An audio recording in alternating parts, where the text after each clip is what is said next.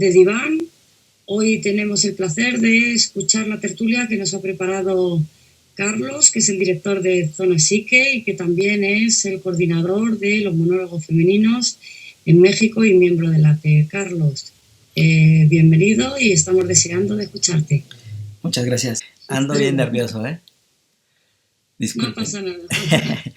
Bueno, pero Es el Azul de Toledo. lo bueno es que ya pudimos solucionar aquí lo del enlace. Muchísimas gracias a todos por estar presente. El día de hoy, pues, vamos a hacer esta mirada psicoanalítica a este film, que es El lado oscuro del corazón. Este film, bueno, yo puse unas palabras clave, ¿no? Que es amor, dolor, vida, muerte, realidad subjetiva, delirio, olvido, deseo, fantasma y surrealismo, que serían las palabras clave que a mí me llaman más de esta película, que bueno, de entrada sí es una película surrealista, ¿no? Es Eliseo Subiela es el director argentino, tiene ese particular estilo para crear sus films, ¿no? También, por ejemplo, si recordamos la película No mires para abajo, tiene ese tinte también surrealista, ¿no? Bueno, en esta película dijéramos que habla de poesía. O sea, la película incorpora poesías de Mario Benedetti y de Oliverio Girondo, ¿no? Mario Benedetti, como sabemos, es un gran poeta uruguayo, y Oliverio Girondo fue un gran poeta argentino. Entonces, bueno, la verdad, aquí nos decía, hago como una remembranza de lo que decía Jacques Lacan, que decía que la verdad solo puede ser contada como ficción, ¿no? Entonces, en ese entendido, la poesía entra en ese plano de determinar o contarnos una verdad a través de lo simbólico. Y eso se me hace súper interesante de la poesía. Yo admiro mucho a los poetas. He intentado también en algún momento hacer poesía, me ha gustado mucho. Y bueno, aquí lo que nos trae aquí, ¿no? Es el análisis de este film. Bueno, Oliverio es un chico que es un publicista, ¿no? Él vive una vida, dijéramos, muy cómoda, tiene el confort, tiene todo lo que cualquier persona desearía, ¿no? Un buen trabajo remunerado, pero también se da cuenta de que eso le ha coartado su vida en cuanto a su vida emocional, por así decirlo. Él sigue en búsqueda del amor, y en esa búsqueda del amor él determina, ¿no?, que ha decidido buscar a la mujer que vuela. Entonces, en esa búsqueda él renuncia a su trabajo, ¿no? Y se dedica a ser poeta. Entonces dices, ¿cómo alguien así deja todo, ¿no?, por la poesía? Y aquí, bueno, lo interesante de esta película es precisamente que él trata de vivir simplemente de la poesía, ¿no? Se le observa a él creando sus poesías, sus poemas, y ofreciéndolos en los semáforos, ¿no? Por dinero. Entonces dice, no, yo voy a lograrlo, voy a tener que lograrlo, ¿no? En ese entramado de la película, él va como alucinando, por así decirlo, y en esa proyección él se encuentra a una mujer bastante enigmática, ¿sí? Que, bueno, ya después vamos entendiendo que es la muerte. Él charla con la muerte, ¿no? La ve como una mujer. Entonces ella se le aparece y le dice varias frases que son clave, que una de ellas es, dice, ¿cuándo vas a madurar, no? ¿Cuándo vas a dejar de ser un niño? Buscas empleo de poeta. ¿Dónde dice, no? En el periódico, ¿dónde hay? ¿Quién solicita un poeta? El amor no existe, ¿no? Así como diciendo, pero hay algo que le impide a ella, dijéramos, llevárselo, por así decirlo, ¿no? Lo va expresando poco a poco y en algún momento lo dice. La muerte le dice, yo no te puedo llevar porque sigues creyendo en encontrar a esa chica, ¿no?, a la que vuela. Entonces, vaya, el filme es surrealista y tiene estos tintes poéticos, y me recuerda mucho también, bueno, Jacques Lacan estuvo muy interesado en la poesía, en los poetas, ¿no? Inclusive él analizó parte de un poema que es de Pierre Gilles, Jingwen, que este poema dice más o menos así: entre el hombre y la mujer hay amor, entre el hombre y el amor hay un mundo, entre el hombre y el mundo hay un muro, Antoine Tunal. Entonces, a través de esta frase de Goldwyn, nos recuerda, bueno, para Lacan, que entre el hombre y el mundo, es decir, entre el analizante y el analizado, hay una expresión francesa que le llama amour, ¿no? El muro del amor, que en sí mismo pues, puede ser traducido como el muro del lenguaje. Entonces, el amour sería como una ilustración del poder del significante, su capacidad para desplazar las murallas, por así decirlo. Es un milagro que se ocupa el psicoanálisis de ello, ¿no? De la palabra, y que hace que lo real pueda cambiar a través de lo simbólico. Entonces, aquí retomando esa importancia, ¿no? de la teoría de Jacques Lacan, como les decía, bueno, a esta chica, la muerte se le aparece a Oliverio, pero como él sigue creyendo en la fuerza de Eros, de encontrar a esa mujer, de la cual es un ideal, ¿no? Él dice que es la mujer que vuela. Eros debilita en cierta forma a Thanatos, que le impide actuar, ¿no? Y dijéramos, me recuerda también aquí de entrada una frase de Neruda, que considero que es muy, bueno, trascendente, que dice, si no hay nada que nos salve de la muerte, que al menos el amor nos salve de la vida, ¿no? Que es una frase muy, muy buena. Y bueno, aquí lo que hago reflexión es que nacemos prematuros, ¿no? Sin poder, dijéramos, defendernos ante el mundo hostil. Y esto pues crea también dependencia absoluta hacia el otro, ¿no? Que Jacques Lacan también decía, el yo está configurado a través del otro, ¿no? Sobre todo en esa teoría especular. Y bueno, estamos... Querido Carlos, disculpa que te moleste, Sí, perdona que te interrumpa. sí, sí. No sé si Adriana Barona y Bastian están intentando acceder, no sé si te han pedido solicitud, porque me parece que están Ah, ok. en la otra reunión paralela. Y Sí, para que podamos para que estar todos podamos... juntos, digo, Voy a mandarle aquí el link. sí, a ver si para que estuvieras atento por si te lo solicitan, Sí, de todas ¿vale? formas ya se lo envié tanto Sí, yo te lo he a enviado Bastian. también a ellos, creo que estaban en el otro. Venga, Sí, gracias, voy caray, a es que comunicarme con ellos. sí, porque bueno, los tiempos ha de haber pasado algo ahí, pero lo bueno es que ya solucionamos eso. Les comentaba, ¿no? El yo está configurado a través del otro, dependemos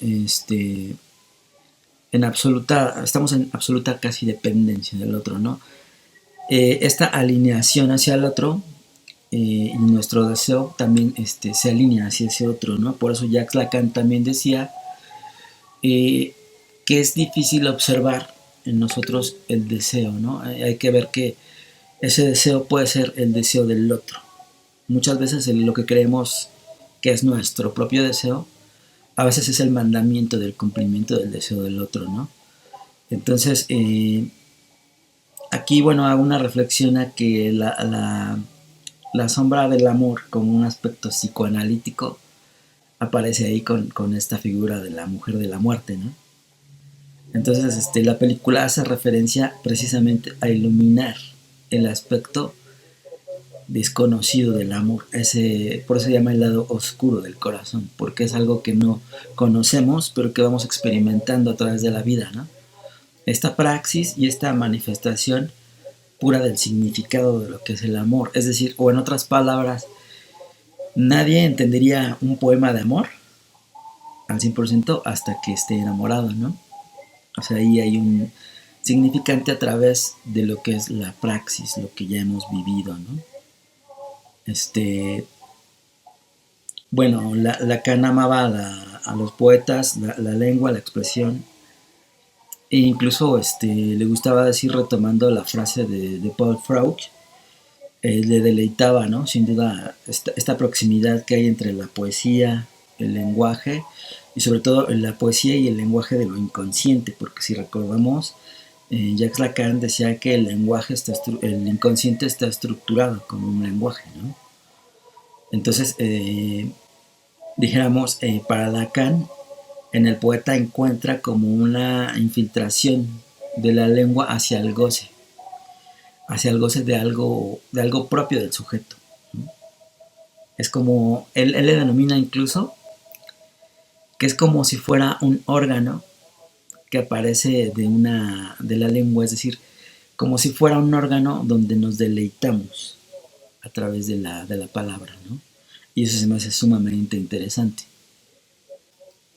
Bueno, hasta aquí mi primera reflexión. Para posteriormente yo les voy a dar otros de los aportes que tengo referidos de la película. Y pues sí me gustaría saber o escucharlos, ¿no? Si vieron la película, qué les pareció. No sé, a Mari, que es poeta, a Facu, ¿no? Que ellos viven este mundo, ¿no? De la poesía. Así que los escucho, chicos. Y gracias por estar por acá. Carlos, ahora mientras los comentarios, a ver si puedes contactar con Adriana Barona y con Sebastián, que están intentando incorporarse, pero por algún motivo no pueden. Sí, voy a entrar. Yo, por participar, Claro. sí que diría este símil. No he podido ver la película, entonces no voy a poder aportar mi visión sobre la película, pero solo con lo que has dicho, sí se me hacía un símil entre la apuesta de un poeta por vivir de la poesía y la apuesta de un analista por vivir de su praxis únicamente. Es todo un tema a, a abordar, porque igual que al poeta le gustaría solo vivir de la poesía, pues al analista le gustaría dedicarse 24 horas al estudio del análisis, pero para ello la práctica le debería poder permitir un sustento. Y como en alguna ocasión anterior sí que he podido hablar con otros analistas de la diferencia de la calidad del análisis, si el analista necesita ese dinero o si no necesita ese dinero. Va a haber una diferencia. Exacto. En sí, que es un tema como un poco peliagudo de entrar en él, pero que si tú haces poesía y depende si te compren la poesía de si vas a comer, no vas a hacer la misma poesía. Exacto. Que si comes de otra cosa y libremente puedes hacer la poesía que te dé la gana. Con más calidad, ¿no? Claro. Es un tema muy complicado de abordar, pero es un tema que dejo ahí, pero dejo a la gente que ha visto la película, claro, que comente sus visiones. Gracias. Claro, yo creo que en el arte en general, ¿no? Vivir del arte es complicado, que requiere al inicio mucho esfuerzo, ¿no? Y muy pocos lo han logrado. Recordando incluso a Van Gogh, ¿no? Van Gogh vendió como 2 o 3 cuadros en toda su vida, pero dejó un legado de más de 600 obras que ahora están en los grandes museos, ¿no? Entonces, sí es algo paradójico ahí, ¿no? Pero, bueno, yo los animo a que comenten. Acuérdense que la tertulia precisamente es para eso, no siempre estar de acuerdo en todo, ¿no? Lo que se dice, pero precisamente es aportar las ideas, ¿no?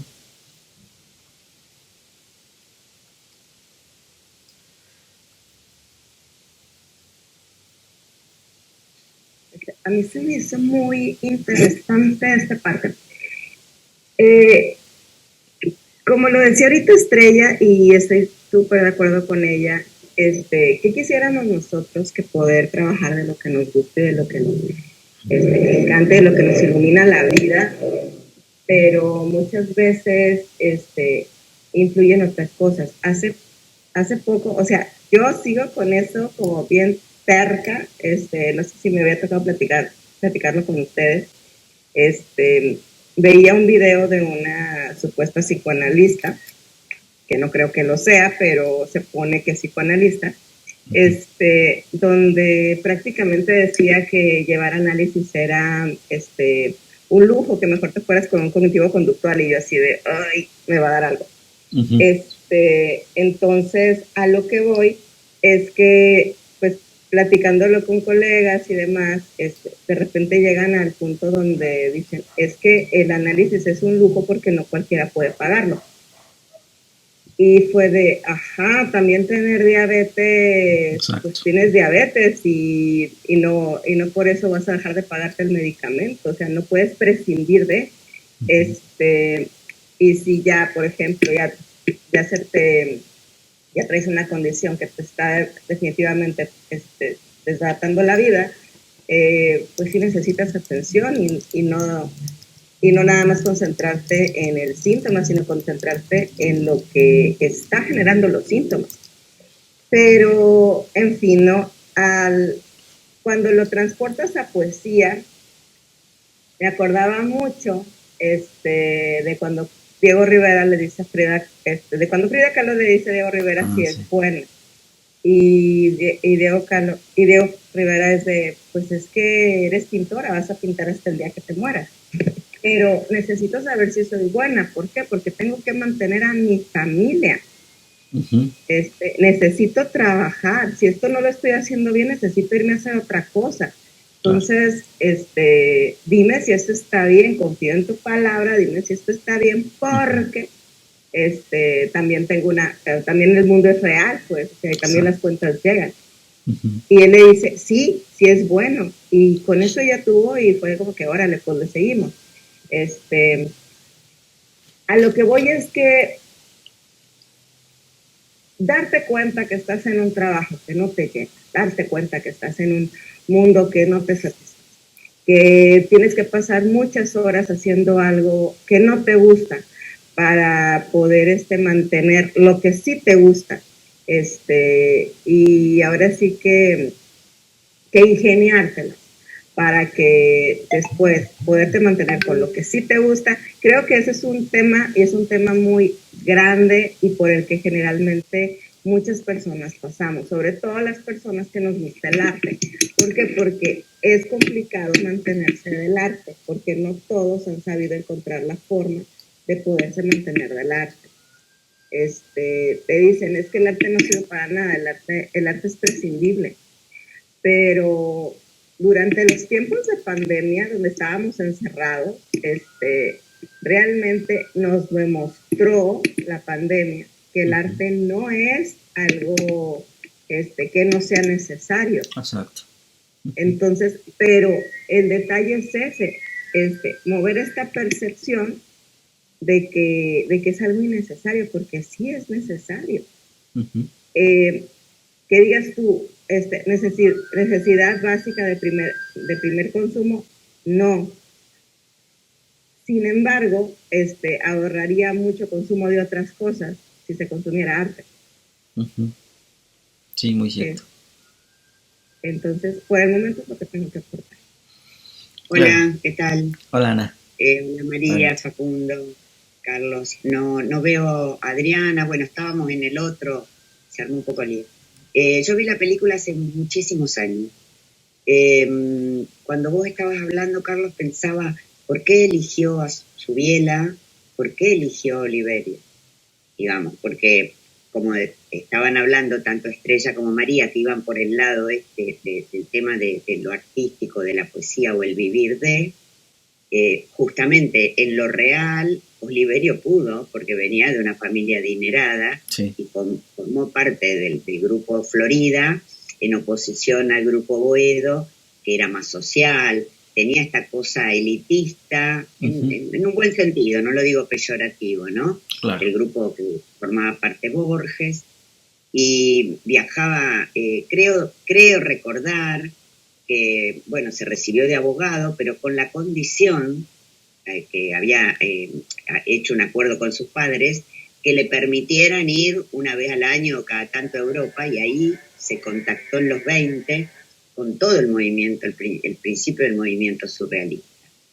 Entonces, pero ¿por qué lo pudo? Como decían María y pudo porque tenía con qué. Sí. Y, ojo, y pudo porque además tenía los recursos estéticos, artísticos, por supuesto, porque por más que otra persona tenga los medios económicos, se pone a pintar. Es más, también fue pintor, aunque nunca expuso. Hay una edición de Espantapájaros que creo que está ilustrada por él mismo. Y otra notita así de color, que cuando Carlos dijo lo de la mujer que vuela, él tiene un poema. Ajá. Que habla de una tal María Luisa que dice algo así como que no le importa si la mujer tiene una nariz como una zanahoria o que camina horrible o qué sé yo, pero lo único que no le perdona a las mujeres es que no sepan volar. Que no sepan volar, exacto. Es un poema largo, pero bueno, eso, nada, solamente hablar un poquito de Oliverio. Claro, tienes la razón, es exactamente, él tenía esa parte, ¿no? De que pudo. Muchos artistas realmente sí pueden lograr vivir del arte, ¿no? En comparación con muchos otros que no lo hicieron. Yo recuerdo mucho, por ejemplo, a Edgar Allan Poe, ¿no? Claro, claro. Sufrió mucho, Pobre hombre. ¿no? En ese aspecto, y otros tantos como H.P. Lovecraft, que tampoco fue Bueno, famoso. el propio Vincent, como decías, pobre Vincent Vincent, Van Gogh. la verdad que vidas muy desgraciadas, muy Claro. desgraciadas. Y hay como esas vertientes en las que hay artistas que lo logran muy bien, ¿no? Posicionarse. Como en este caso también, parte de Frida Kahlo también, ¿no? Que de hecho fue nombrada la primera mujer surrealista. Y bueno, estos artistas también tuvieron que ver con ese apoyo familiar, ¿no? Claro. Y además digo, para pensar desde el lado de las mujeres, Oliverio se casó con una escritora también muy importante. Viste que las mujeres siempre terminan invisibilizadas, pero Ajá. Nora Lange es una escritora muy interesante también. Sí, es muy cierto. Que incluso hasta si nos ponemos a analizar a los Beatles, John Lennon tenía un tío rico, ¿no? Que le ayudaba. Entonces dices, también tuvieron esa parte. Pero sí es muy cierto eso, ¿no? Lo que pone en el escenario. Claro, que puede ser necesario, no será suficiente, porque obviamente tenés que tener la vena artística, pero es interesante tener un recurso económico. Como decía María, las cuentas llegan y es un tema. Sí, claro.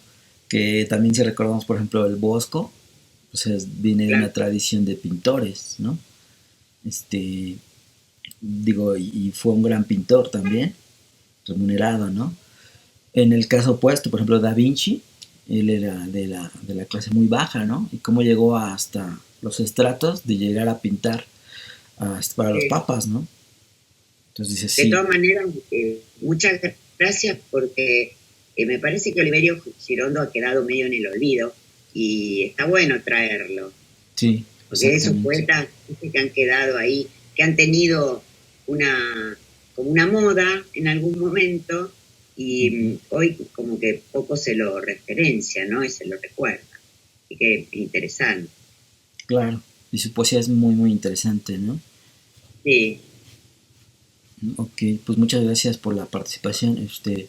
No sé si quieras opinar algo, Facu. Hola, ¿cómo están? Hola, Facu. A ver, la película tiene poemas también de Juan Gelman y Benedetti.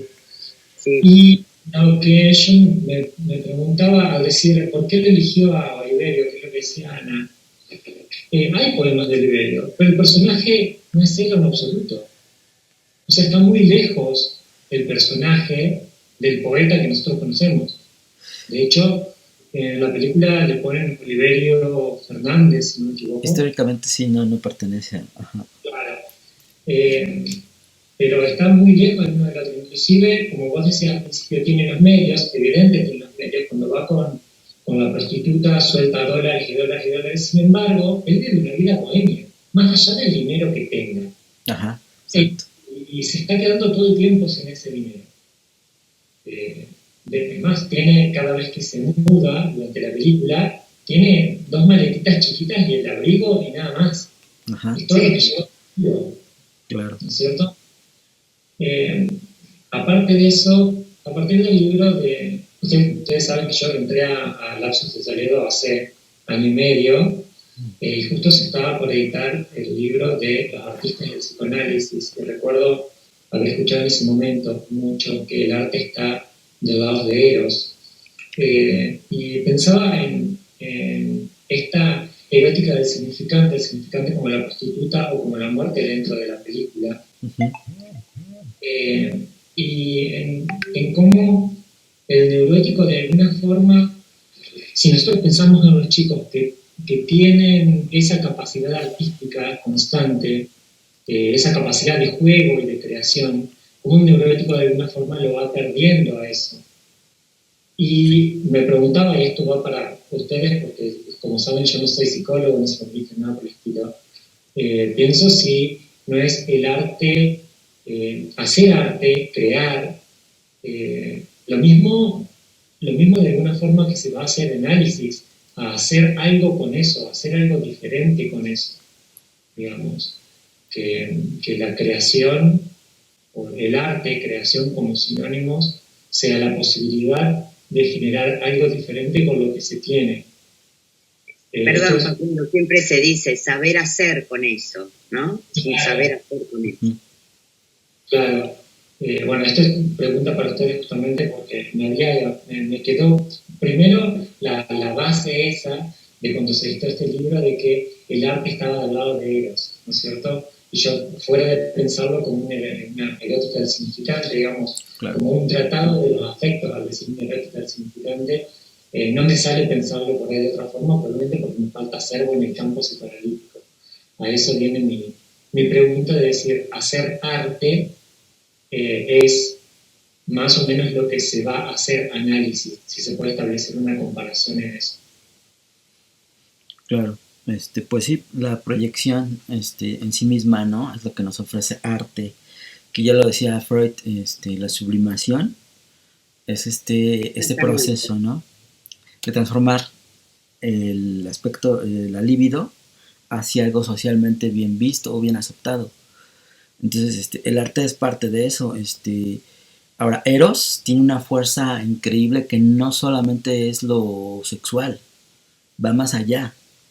Porque, como bien dice Cristina, Eros también son estos proyectos, son estas ganas de mantenernos en la vida con un proyecto, y sobre todo también Eros tiene la fuerza de permanecer casi indefinidamente en el sujeto, pero se enfrenta a la primer condición de que el sujeto es finito, que necesita comer, que necesita esto, lo otro. Se enfrenta a la necesidad, vaya. Entonces es muy interesante esa parte. Sí, adelante, Estrella. Sí, voy a bajar la mano para que no se me olvide. Yo creo que totalmente buen símil, porque tenemos por un lado el sujeto, cuando repite una misma situación que le hace sufrir, no la repite nunca del mismo modo, siempre hay una innovación, un crear nuevo, y aparte, desde otro punto de vista, en el discurso que se desarrolla por parte del sujeto, el analista va a estar ahí para hacerlo tambalear, para poner en juego supuestas certezas, haciendo que el sujeto cree algo nuevo. Pero aparte también pensaba yo que por supuesto hay un proceso de creación en todo análisis, porque deviene un nuevo sujeto, una nueva forma de presentarse y de relacionarse con el entorno. Y luego me acordaba de los monólogos femeninos, donde vamos a tener un punto de encuentro, porque yo creo que el arte tiene algo de catártico, y generar un nuevo discurso, que el sujeto cree un nuevo relato sobre quién es, quién son los demás y qué quiere, es toda una creación. Tiene efectos también, tiene efectos terapéuticos y tiene efectos a veces no muy buenos para los demás.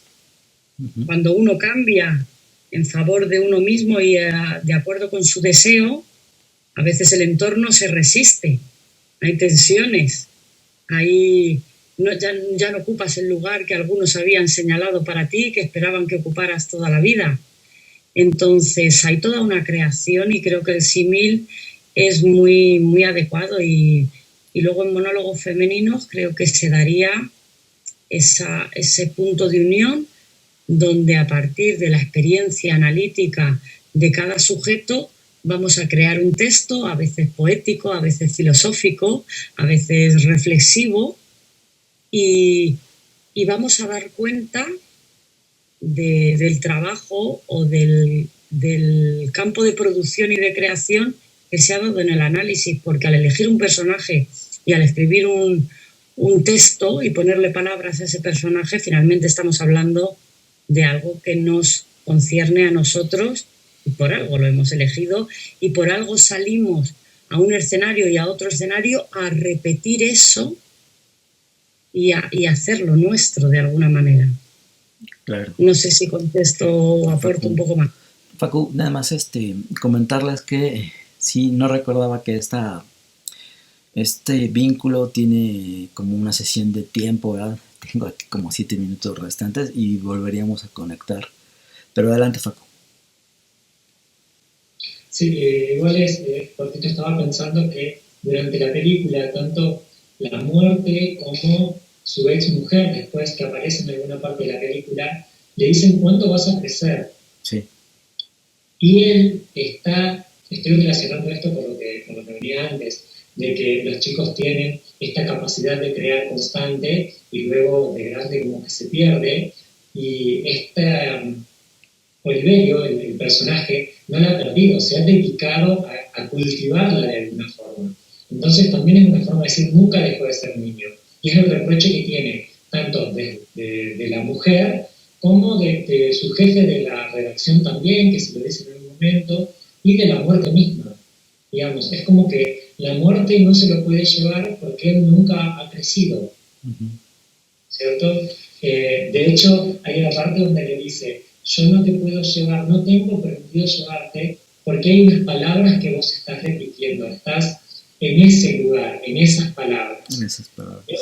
Eso, ella dice, yo no te puedo decir, porque es lo que está por fuera de mí, ¿no es cierto? Que vendría a ser, yo creo, el eros ahí. Pero me parece muy importante esto de que él está siempre en la posición de un infante, un adolescente cuando mucho. Tan es así que cuando se muestran las diferentes personalidades de él durante la película, uno que está dentro del armario, otro que está llorando a la cama, son como muy frágiles. Sí, muy infantiles. Muy infantiles. Ese es el término en realidad.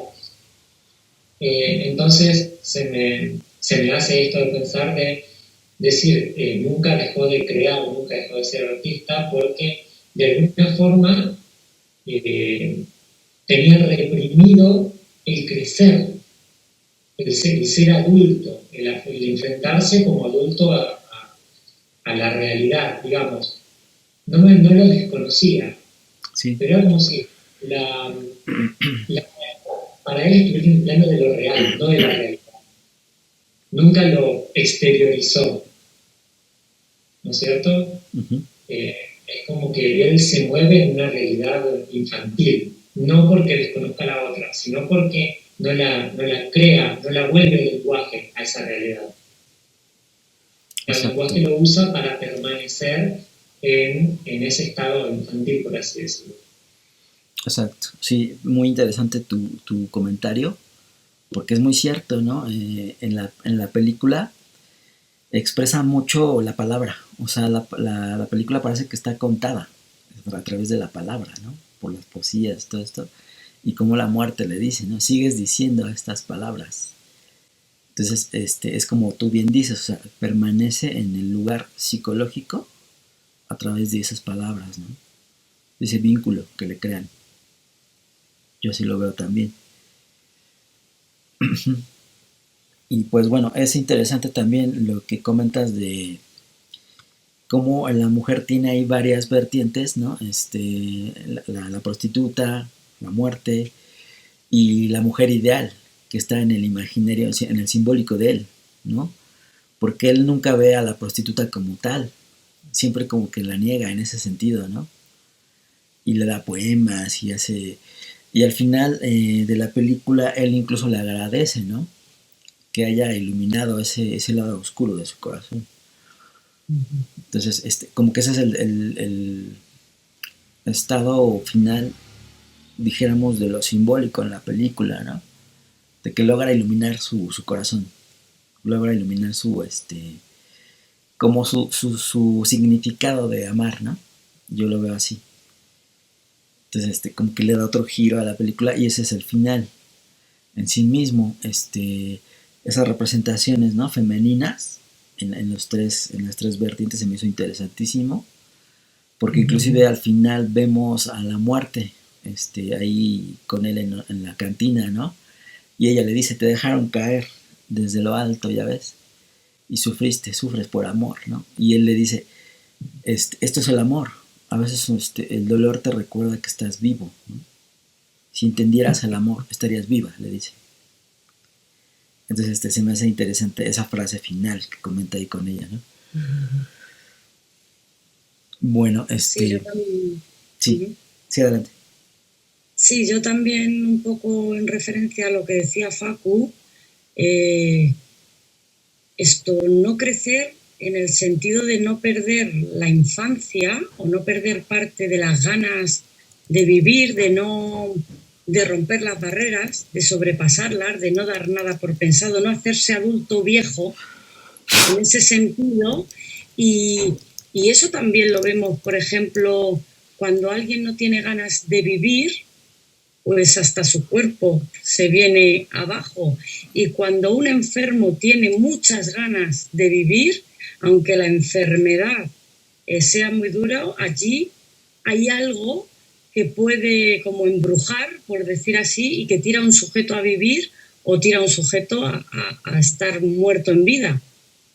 Y relacionándolo con lo que decíamos al principio, es cierto que tenemos unas necesidades básicas que hay que cubrir, pero realmente lo que diferencia al humano de los animales es el lenguaje y la capacidad de crear.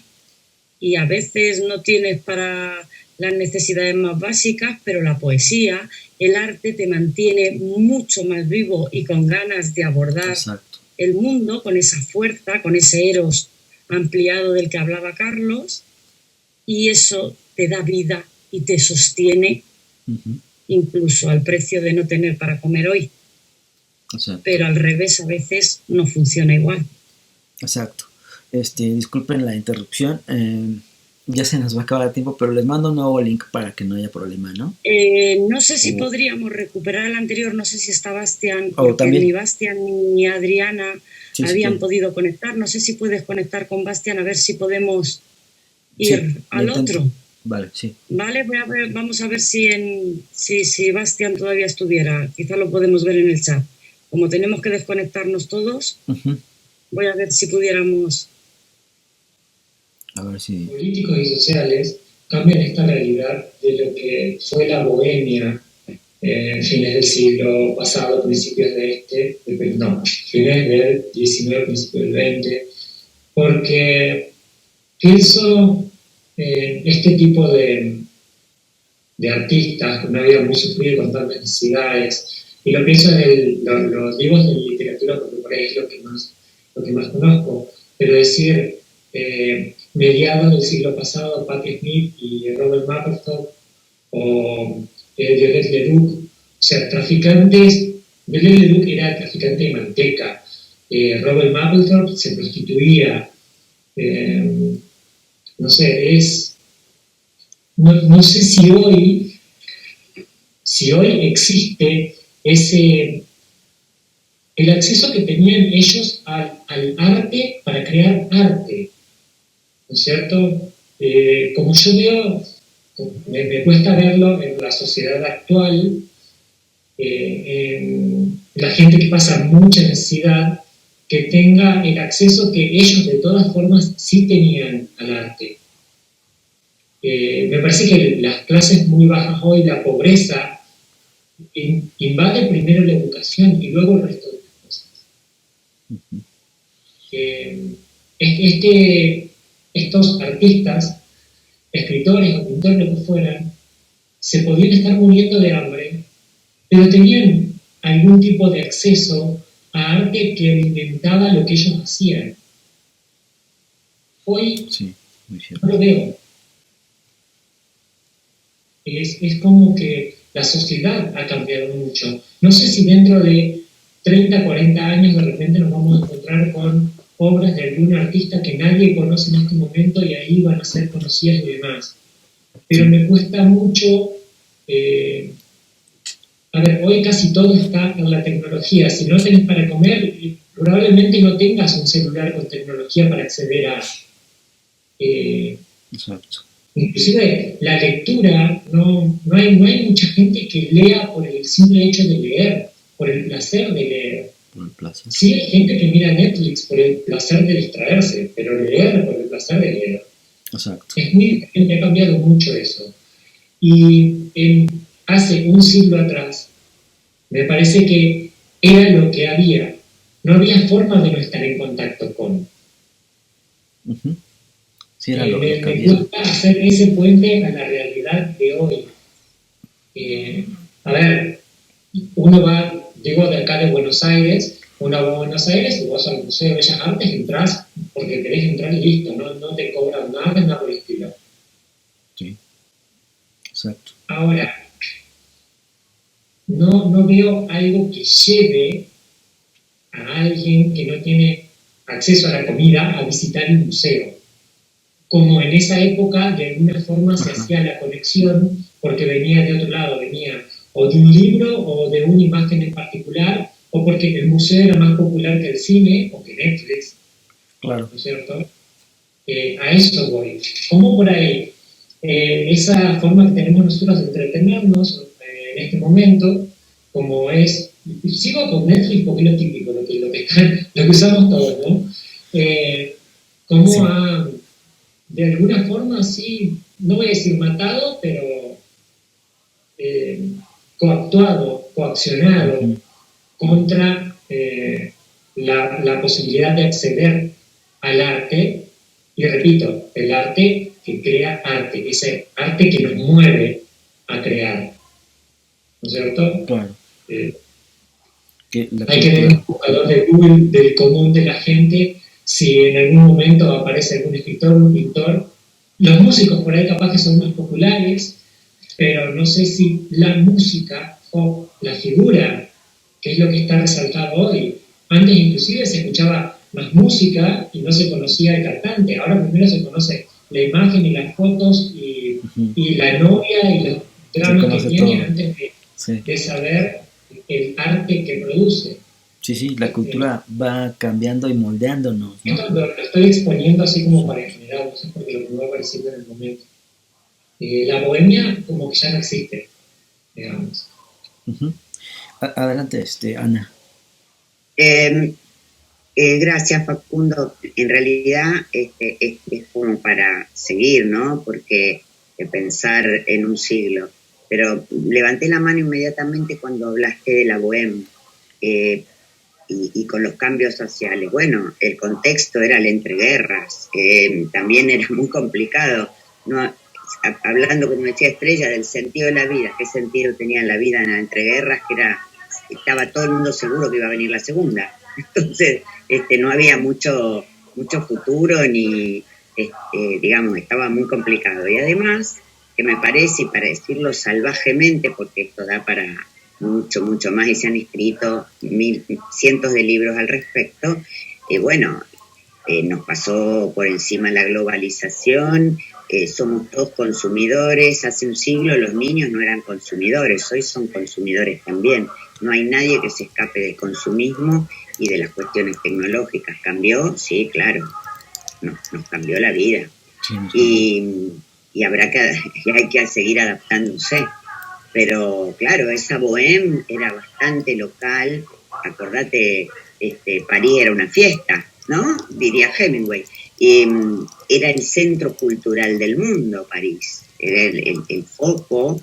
Y bueno, ahí iban pobres, no tanto, con recursos, sin recursos, a nutrirse entre todos, porque formaban ¿te acordás la peli Medianoche en París, no? Está permanentemente de estar con otros, sufriendo, creando, inventando, pero claro, estaba bastante, se me ocurre, reducido, acotado, porque también había pobres y había sumergidos también. Lo que pasa es que nos quedó esa foto, pero por eso digo, da mucho para hablar. Pero sí, obviamente que nos cambió todo. Uh-huh. Claro. Yo perdón, justo que nombraste Medianoche en París, y es de lo que habla la película, y me doy cuenta que justamente lo que estoy diciendo yo ahora, el planteo que hace esta película es todo tiempo pasado fue mejor. Uh-huh. En lo que se refiere al arte, en lo que se refiere al argumento de la película, ¿no? Entonces, en lo referido al arte, lo que piensa cada uno en los 20 o en los 50 o ahora es todo tiempo pasado fue más fructífero. Por eso yo dentro de 40 años no sé qué veremos de esta época. Adelante, Ana. Sí. No, quiero bajar la mano. Estoy totalmente de acuerdo. Sí. Yo quería aportar, fíjate, tuvimos con un pedagogo de Barcelona, hicimos una conferencia hace ya muchos años, donde nosotros apostábamos a que todo tiempo pasado fue pasado, pero no necesariamente mejor. Es cierto que quizá la mayoría de los artistas no triunfan en su momento y sus obras son muy valoradas después. Hay quien triunfa en su momento, pero resulta como en principio más difícil. Pero también yo creo que incluso la globalización, las nuevas tecnologías, también hace que el arte y fomenta nuevas clases de arte. Por ejemplo, te voy a hablar de un ejemplo que yo veo en el instituto, todo el movimiento manga de la cultura japonesa, de niños recreando arte japonés, pues ocurre en mi instituto y sería impensable, y son 3 o 4. Y otros 3 o 4 se dedican a hacer batallas de gallos y rapean, y también Selena Quevedo y a Luis de Góngora, porque fueron los primeros que hicieron peleas de gallos. Yo creo que el arte es inherente a la condición humana y pienso que todo tiempo pasado fue pasado, pero no necesariamente mejor. En algunas cosas sí.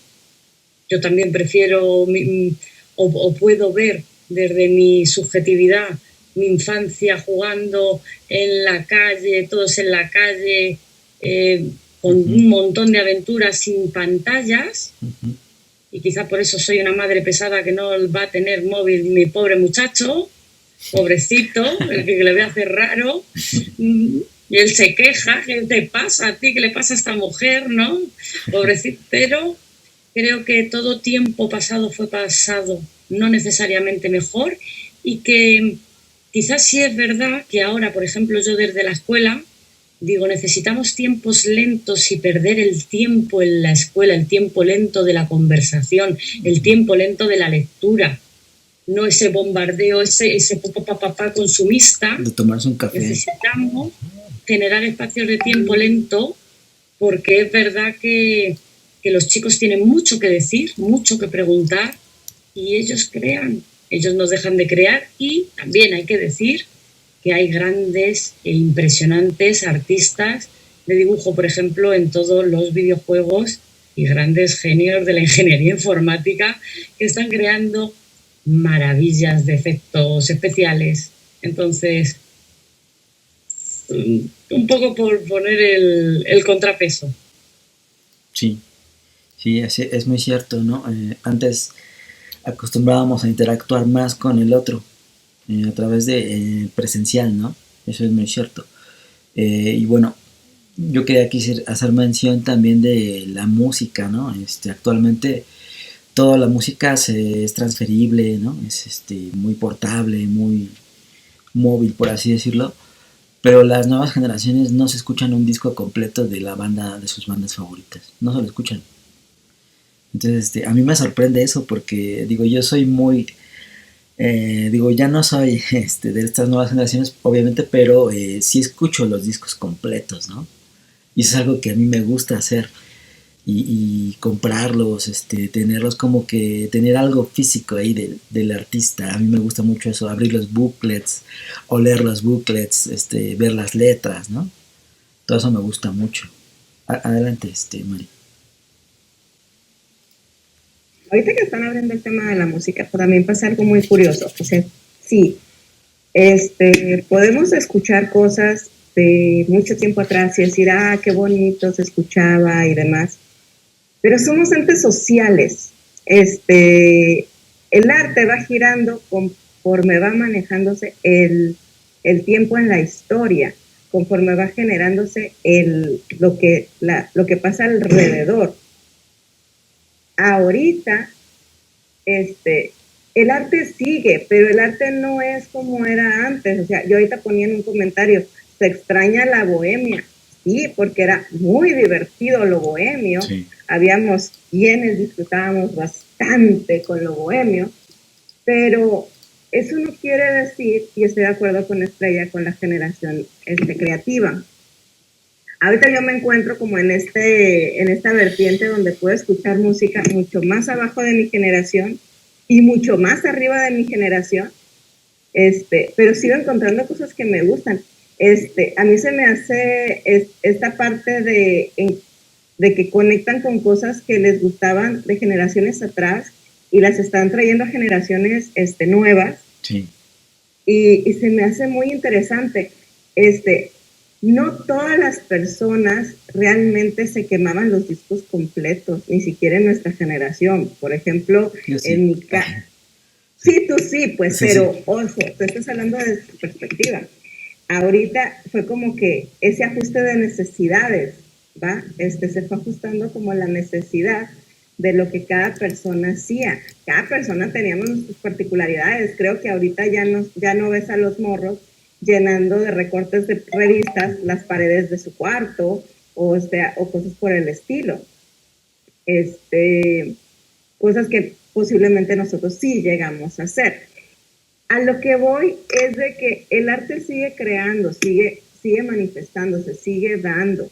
El punto con el que va conectado a lo primero que dije es que no estamos sabiendo y estamos en la lucha, sobre todo los que queremos dedicarnos al arte, seguimos en la lucha de encontrar ese caminito para que nos funcione, porque si tú te sientas a leer o a ver la biografía de personas que les ha ido muy bien en X industria dentro de lo artístico, no la tuvieron fácil y le tuvieron que buscar porque el camino no está hecho. No es lo mismo que estudiar una carrera, hacer una maestría, hacer un doctorado y poco a poco ir encontrando trabajo de eso, y ya es un camino como prefabricado. El camino del arte no está prefabricado. Entonces, te vas a tropezar mucho, vas a batallar mucho y vas a tener más cosas, pero el punto es a lo que le dijo Diego a Frida, o sea, lo vas a hacer hasta que te mueras. O sea, no, la persona que genera arte no puede dejar de hacer arte. No es como que diga, no, ya tengo que dejar de hacer arte porque tengo que pagar la cuenta, con tu permiso ahí me voy a meter a mi negocio de oficina de 8 horas, 12 horas, bueno, donde soy empleado, y me van a dar un sueldo cada quincena. No vas a dormir, o sea, no vas a salir, no vas a hacer muchas cosas, pero con tal de seguirlo haciendo, que es a lo que voy. Y el hecho de poder vivir de ello, pues está increíble, pero por eso es que generalmente lo vemos más en adolescentes, lo vemos más en niños. ¿Por qué? Porque ellos no tienen la presión de tener que pagar una cuenta. Ellos no tienen la presión de que va a llegar la luz, va a llegar el agua, va a llegar el teléfono, sí. De que tienen que ser adultos, y ellos pueden realmente conectar con qué estoy sintiendo, qué me está pasando, qué necesito procesar y cómo soltarlo. Ahí me encantan dentro de la clínica cuando tenía sesiones con adolescentes, porque primero es un show para que se abran, pero ya que se abren, es un mundo porque cada adolescente que empieza a abrirse, sobre todo los adolescentes creativos, es un mundo impresionante.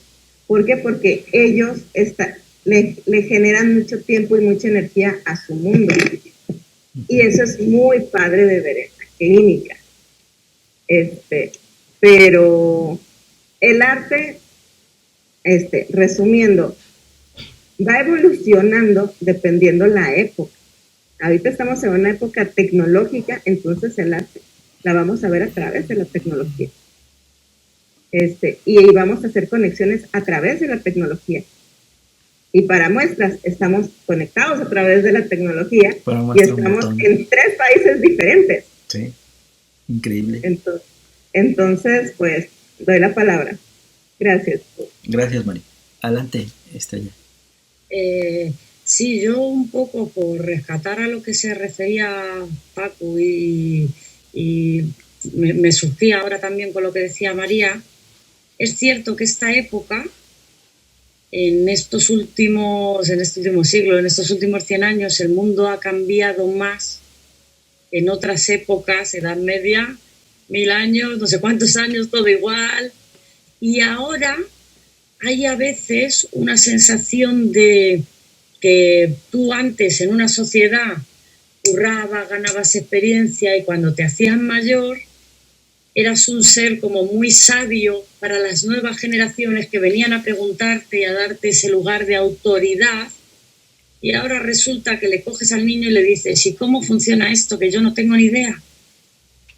¿Ves? Entonces, sí es cierto que esta sociedad, y ya no hablemos de alguien que tenga ahora 90 años, que ha visto la Edad Media, básicamente a arar con la mula, aquí a la llegada de la revolución industrial, de los motores, o sea, ha visto cambiar el mundo impresionante, ha visto llegar a la luna, ha visto las bombas atómicas, ha hecho un cambio y la globalización y las nuevas tecnologías. Ahora los abuelos, por ejemplo, hay todo un movimiento en España porque ya no les atienden en los bancos y ahora han conseguido movilizarse, que vuelva a haber personas, porque ellos el internet no, entonces ¿cómo hacen?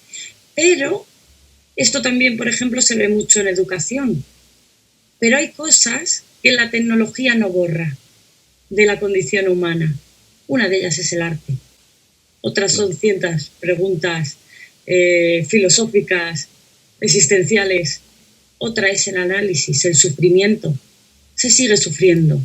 De hecho, ahora, como yo te decía antes, el tiempo de la palabra lenta y expresarse como que cuesta más. Yo digo, por ejemplo, que los niños han visto de todo, por ejemplo, en el campo sexual, pero no han hablado de ello, no han preguntado al primo de antes mayor que se preguntaba, ¿y tú cómo le haces? El primo tampoco lo sabía muy bien, porque igual tampoco había hecho mucho, pero algo le decía allí para que luego el muchacho pues se apañara como pudiese. Pero había ese hablar, y ahora se habla menos, pero tienen una necesidad y un agradecimiento cuando se les habla y sobre todo cuando se les escucha. Ahí el adulto y el mundo adulto sigue teniendo esa autoridad de saber, si llegamos a saberlo, porque ahora hay muchos adultos que se nos quedan niños, pero no en ese lado positivo que decía Facu, de seguir creando, de no ser un viejo mental, de seguir pensando que todo es posible, sino que nos convierten en niños que también demandan a sus hijos lo que quieren, que les solucionen ellos. Pero sí que se puede colocar el adulto en ese lugar de palabra, de experiencia de vida, de acompañar y de escuchar y de preguntar, ¿y a ti qué te parece? Por eso yo creo que el análisis sigue siendo tan vigente y tan necesario. Sí, Carlos. Claro, muchas gracias por el comentario. Es muy cierto, ¿no? Cómo las generaciones van cambiando y hoy se usa menos la palabra, eso es muy importante, ¿no? Y hay mucho que decir. Hay muchos que se quedan con muchas cosas que decir, ¿no? Bueno, yo aquí voy a retomar un poquito mi segunda parte de esta perspectiva que tuve de la película para que podamos ya hablar de otras cosas. Yo hago referencia a que el director hace un vínculo entre el peso y la ingravidez, siendo el primero, dijéramos, como un sujeto terrenal que cree conocer el significado del amor. Y lo contrasta un poco con este sujeto o con la mujer que vuela, ¿no? Que desprende los significados, se desprende de esos significados como más terrenales y adquiere como un conocimiento más único, por así decirlo, encuentra el significado más allá de lo palpable. Entonces, como aquí bien decíamos, el protagonista, Darío, aquí le apellidan Grandinetti, ¿no? Está muy joven y dijéramos, perdón, este es el director, ¿no? O sea, el Darío. Es muy joven y como actor, dijéramos, tiene la trayectoria de que trabajó en teatro, ¿no? Entonces, un hecho curioso de la película que a mí me llamó mucho la atención es que sale Mario Benedetti en alguna parte, sale ahí en una cantina hablando uno de sus poemas en alemán. Entonces me parece muy interesante porque obviamente transmite que lo disfruta, ¿no? Que realmente disfruta esto de la poesía y lo transmite. Entonces esta breve aparición se me pareció increíble.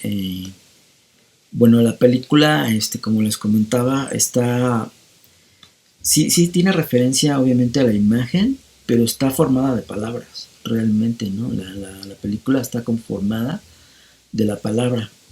Y es por eso que a mí se me hizo muy, muy atractiva, ¿no? Yo tiene añísimos que la vi, pero sigue permaneciendo dentro de mis favoritas, ¿no? Bueno, otro protagonista, dijéramos, especial, es la interpretación de Nacha Guevara, ¿no? Que representa la muerte. Se me hizo extraordinaria la actuación de ella, ¿no? Yo no he tenido oportunidad de verla en otros filmes, pero se me hace extraordinaria, ¿no? Eliseo Subiela, el director, pues comenzó a filmar siendo muy joven, tenía 17 años cuando empezó, y su primera obra, En los Caminos de la Liberación, en el 69, no se llegó a estrenar comercialmente. Eso lo hago como un breve ahí dato. Después, La Conquista del Paraíso, esta otra película en los 80s, pues ya tuvo un poquito más de repercusión, ¿no? Dijéramos, la música de la película incluye temas de Mario Clavel, de Chico Navarro y Fito Páez, que también se me hizo interesantísimo, porque la mezcla auditiva, ¿no? Con las poesías y todo esto se me hace como un regalo a los sentidos, ¿no? Bueno, ¿qué más? Pues nada más era eso y comentar, ¿no? Lo que ya más o menos comentamos de Eros como una fuerza de la psique. Tiene la finalidad de ser perpetua, ¿no? Pero se enfrenta ante la necesidad del sujeto, del cuerpo. Y es ahí donde incluso Oliverio en la película hace valer su trabajo como poeta, ¿no? Porque dice, vamos, les invito a los tacos. Y eso se me hizo interesante porque está con el taquero. ¿Y cómo vas a pagar? Pues te voy a pagar con una poesía, ¿no? Poesía para tu novia. Entonces se me hace increíble porque él crea un puente, ¿no? Un puente de esto creativo enfrente a la necesidad, ¿no? Entonces, dijéramos, de cierta forma también él prostituye un poco el arte, ¿no? Un poco la palabra, pero esto también recrea su vitalidad, se extiende en la finalidad de Eros, ¿no? Básicamente. Y bueno, nada más era eso y comentar que la mujer que busca Oliverio no es precisamente la que vuela cuando hace el amor, sino previamente a la que tiene una concepción diferente al común, ¿no? De lo que es el amor. Yo lo veo así. Pues nada más era esa mi segunda aportación y última aportación. Y pues nada más ver si tenemos algunos comentarios finales, ¿no? Para esto del filme, que también nos lleva a otros temas que son muy interesantes, ¿no?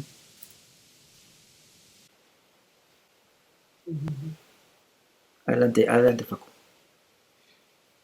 Un comentario nada más, ahí entre las películas de Eliseo Subiela hay una película que se llama Hombre mirando al sudeste. Ah, sí. Del 86. Si no la vieron, súper recomendada porque hay una versión estadounidense de la película, que es con Kevin Spacey, que se llama Capax. Ujú.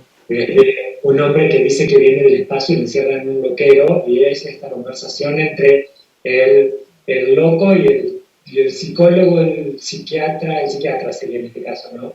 Viendo a ver que sí es cierto que viene del espacio, ¿no? Porque él está convencido de Hombre mirando al sudeste es como la primera versión de esta película, es mucho anterior, y es una película para pensarla muy bien. Era eso nada más, como debe ser películas de este director en particular. Hombre mirando al sudeste es para una película para apostarla, inclusive para traerla a tertulias.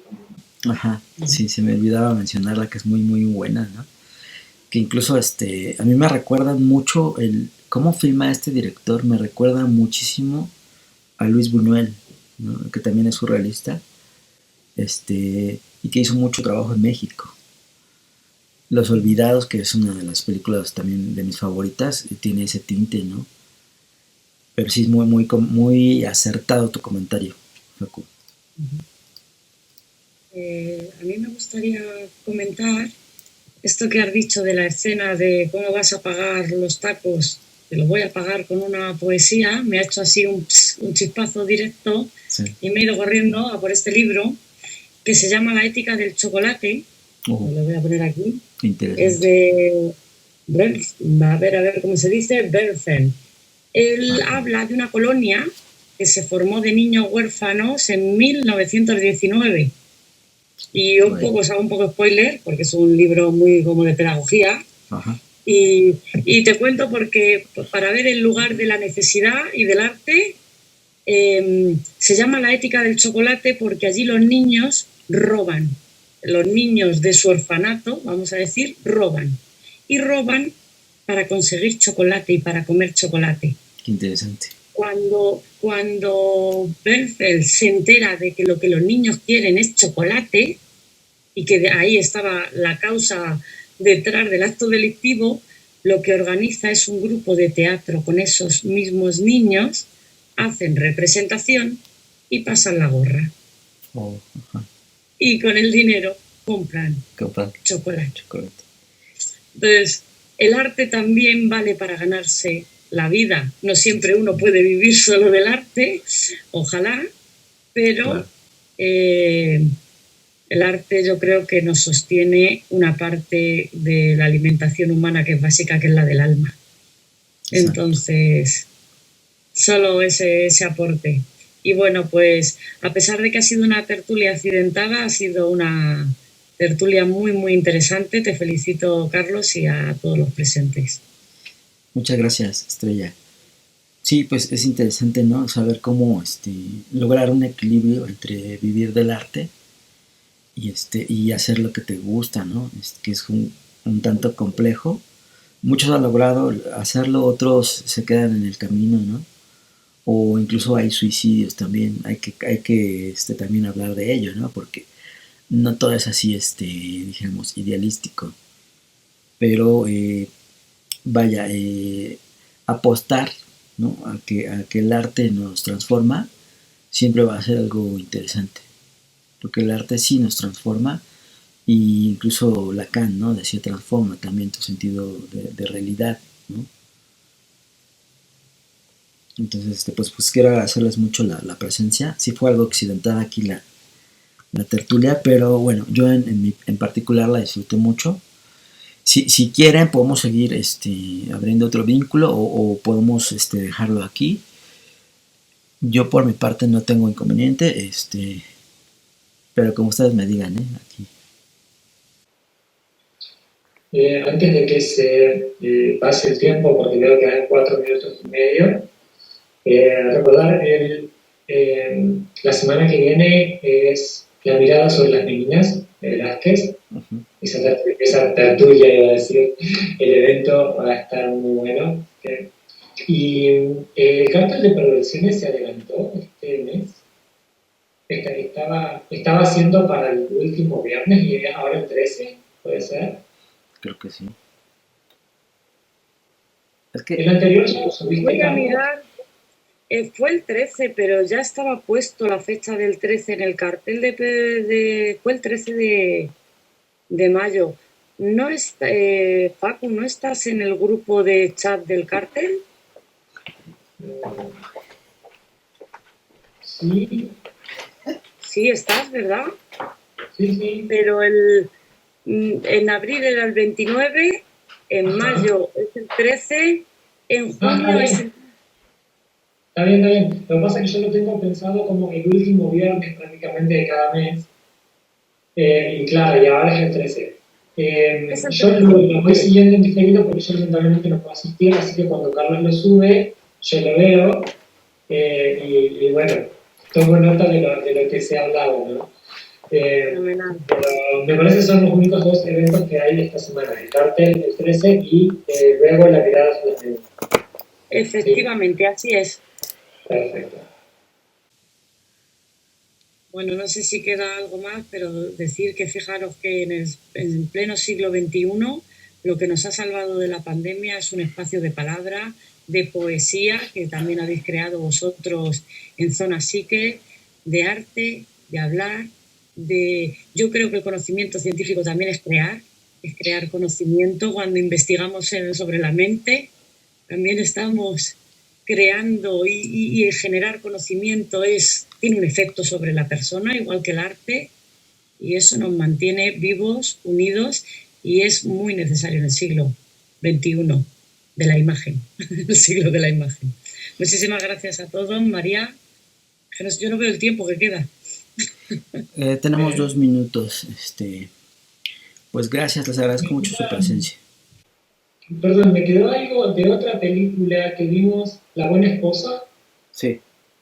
Bueno, esto me quedó de aquella tertulia, pero recuerdo una pequeña frase, y esto relacionado con lo de hacer arte, cuando están las dos escritoras hablando, y una le dice, se escribe por escribir, porque no se puede no escribir, y la otra le dice, no, el escritor escribe para ser leído. O sea, Exacto. y en esto va lo de hacer arte para comer, por así decirlo, ¿no? Claro. O hacer el arte porque es este impulso incontenible, este irse la vida en crear, ¿no es cierto? Me parece Exactamente. que no alcancé, en aquella tertulia recuerdo que se me fue la idea en el momento, y luego dije, tenía que hablar de esto, y ahora en el evento estuvimos hablando justamente de eso, esto de que una dice, no, se escribe porque no se puede contener impulso y no podría vivir sin escribir, y la otra le dice, vas a escribir para que los libros te atrás, no, el escritor escribe para ser leído. Bueno. Que incluso me recuerda al... Me saqué de la tertulia anterior. Ajá, me recuerda al poema de Charles Bukowski, ¿no? De Quiere ser escritor. Sí, que precisamente Sí. es buenísima, ¿no? Pues sí, chicos, pues bueno, les agradezco mucho y gracias por estar aquí. Cuídense mucho, Nada. que tengan un Un excelente gustazo. día. Un gusto como siempre. Chao. Bye bye. Chao. Buena tarde o buen día. Chao.